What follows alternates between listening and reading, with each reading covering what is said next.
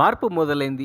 నల్గొండ జిల్లా అడవిదేవులపల్లి మండలం చిట్యాల వద్ద మంత్రి ఉత్తమ్ కుమార్ రెడ్డిని అడ్డుకున్న బాలినేపల్లి చిట్యాల గ్రామస్తులు. తప్పించుకొని పోలీస్ సెక్యూరిటీతో వెళ్లిపోయిన మంత్రి Uttam Kumar Reddy. Tail pond project నిర్వాసితులకు నష్టపరిహారం తదితర సమస్యలు నెరవేర్చకపోవడంతో ఆగ్రహం వ్యక్తం చేసిన ప్రజలు. ఇళ్లలోకి పాములు, తేళ్లు వస్తున్నాయని, కనీసం తాగునీటి సౌకర్యం కూడా అందడం లేదని ఆవేదన వ్యక్తం చేశారు మహిళలు. దీంతో చేసేదేమీ లేక పోలీస్ సెక్యూరిటీతో వెళ్లిపోయారు మంత్రి ఉత్తమ్ కుమార్ రెడ్డి.